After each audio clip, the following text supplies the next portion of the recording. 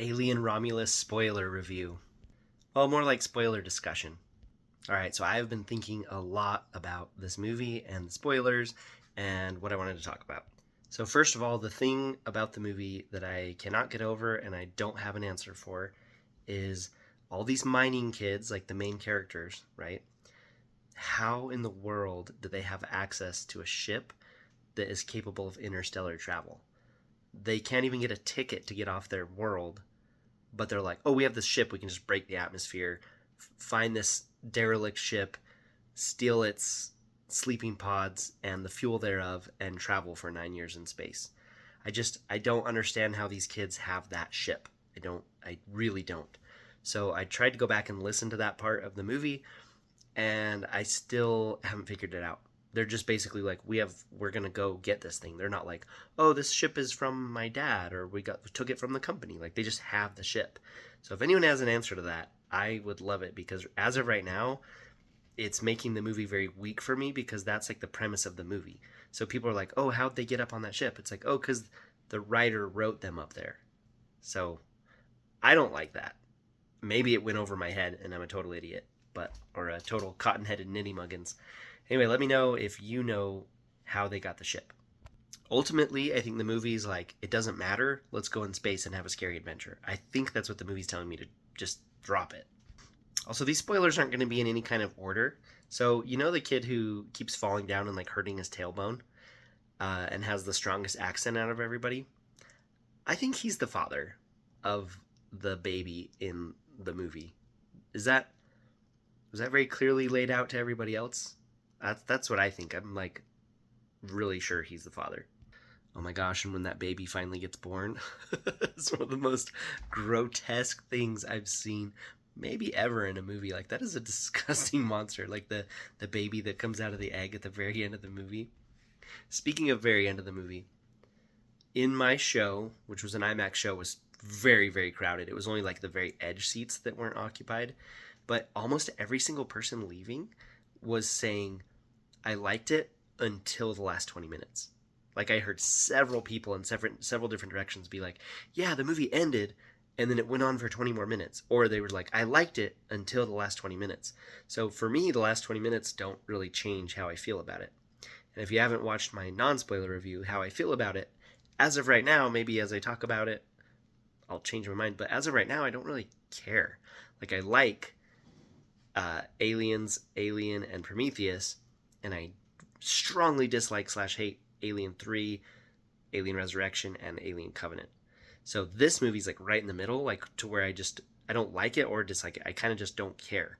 So it was an extremely fun watch in IMAX. It was a really good time, and I enjoyed cringing and squishing myself back into my seat and just laughing and enjoying the movie.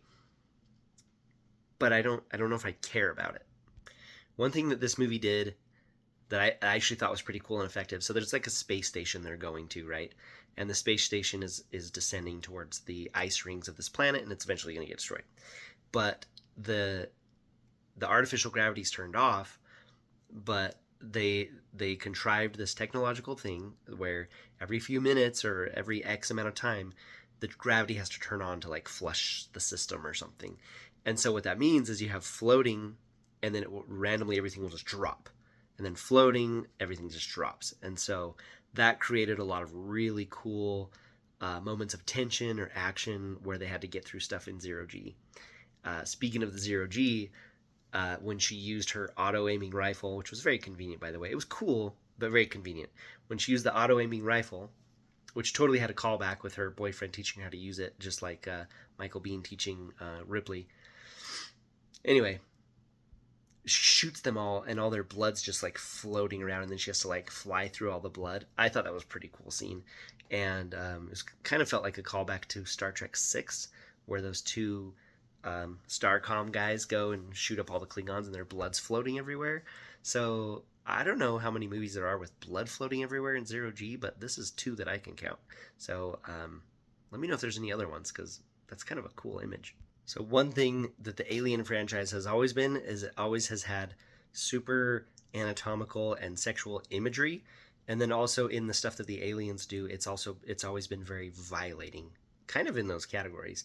Just the way the facehuggers work, and the chest bursters, and people get pregnant and then have a baby, but the baby's been changed into some kind of alien. So the franchise has always had that kind of stuff, like the Geiger, is that his name, the designer, influence on the movie. But this movie went hard into that kind of imagery. Like there's the part in like a hallway where there's like I don't know if it's an egg or what, but the alien is kind of like stuck itself on the wall so it can sit there and like gestate even further after doing the chest bursting. But like the kid with the zapper thing with the strong accent that keeps breaking his tailbone, that I'm determined is the father of the child, when he goes up to just ramrod his electricity stick right into this egg thing, like it's so female anatomical looking on the wall. It's just like they just stuck it on the wall. Like they're not even hiding it at this point. I really liked I thought it was such a cool idea.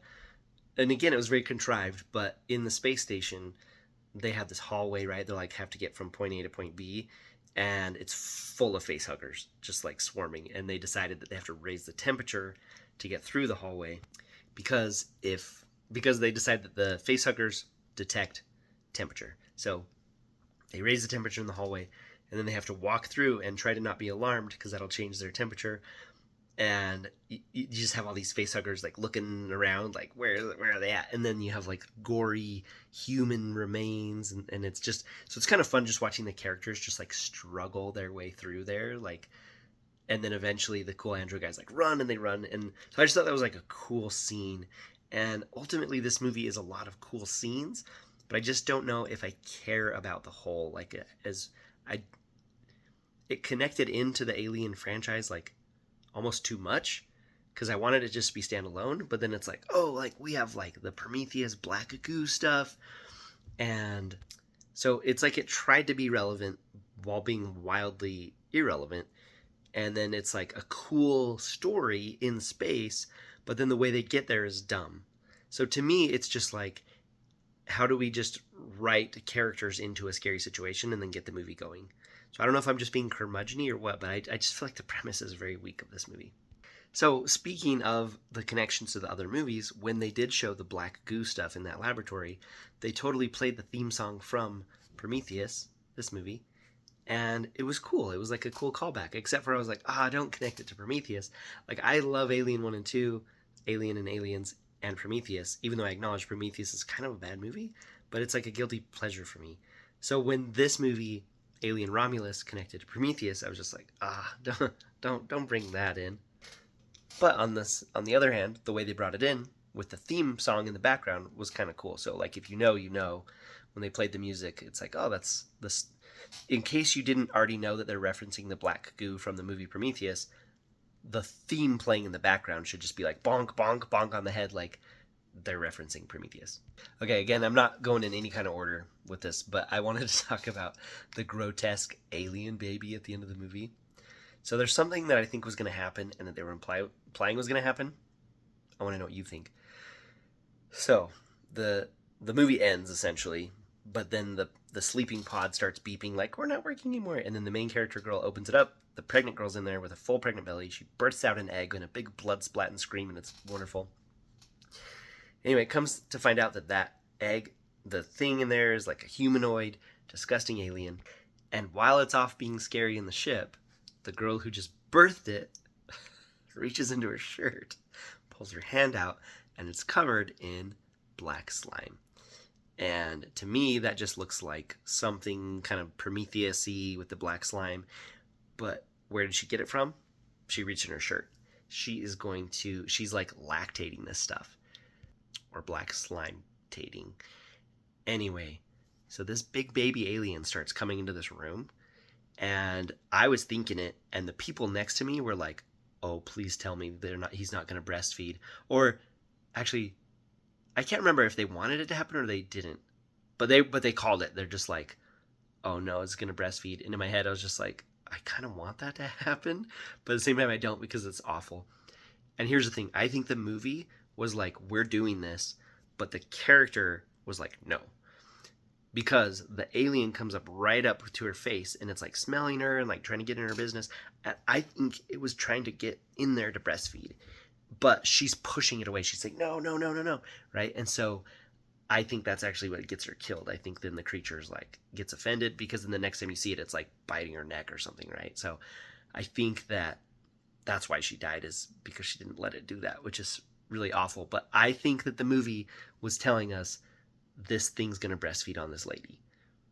If you disagree, let me know, but I think it's just very clear on the screen that that's what's going to happen. And I was like grateful and also disappointed it didn't happen.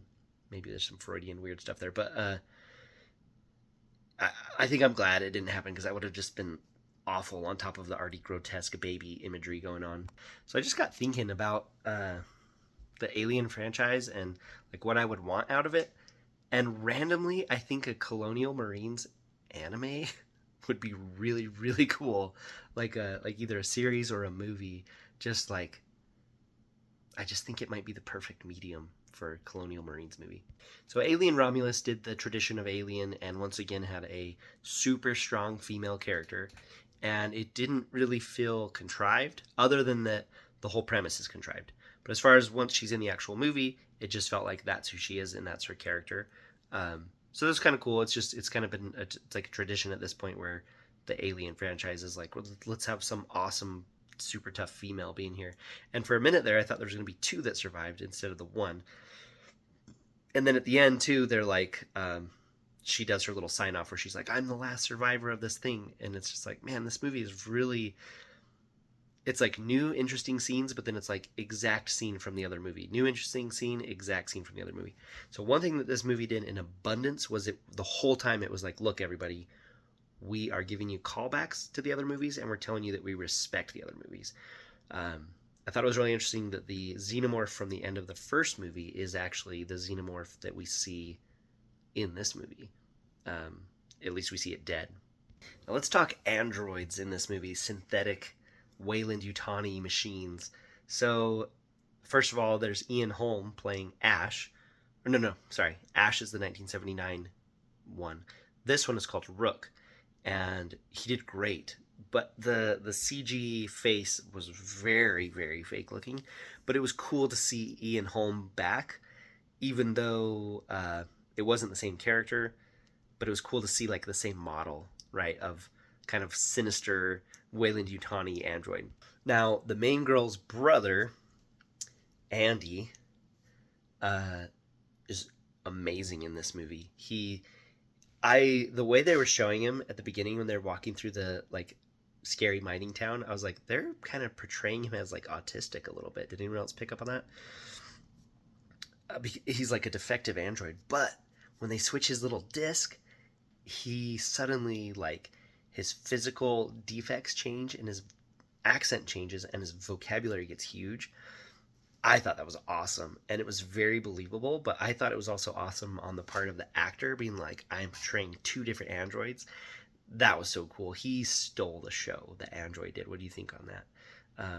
The main girl and that android were awesome. All the other actors and actresses, not so much. And I thought it was interesting. There was like a theme in the movie of androids. So they're not supposed to be allowed to let humans get hurt, but there's a theme of them letting humans get killed in order to protect other humans. Like this kid's dad was killed because an android made the choice to trap it, or mom or somebody made the choice to trap them somewhere to save other people. And they did the exact same thing in this, where the pregnant lady was on one side of the glass and the other characters were on the other side, and they're like, open the door, and the android's like, nope. And because of his inaction, this girl, well, she does eventually die, but she gets stabbed, right? But that's just a theme where the androids are willing to sacrifice humans to protect other humans or themselves. Of course, the set in the movie was very cool. Just very space station-y. I like the windows around the edges when the ship was flying by, how it would just light up the hallway going down it. I thought the imagery of that was very, very cool. Speaking of space, this movie had some of the absolute best space imagery of any space movie I've ever seen. Like absolutely beautiful and cool and detailed and interacting with a ring around a planet and just that kind of stuff. And then all of the shots in space that were silent. I loved that because the movie still had cool music and there still was plenty of noise elsewhere, but there were several scenes where in space it was totally silent.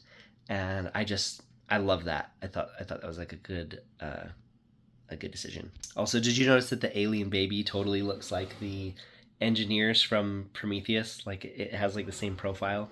It's interesting. I'm a little torn on the callback line, the "Get away from her, you bee" line on repeating the aliens line.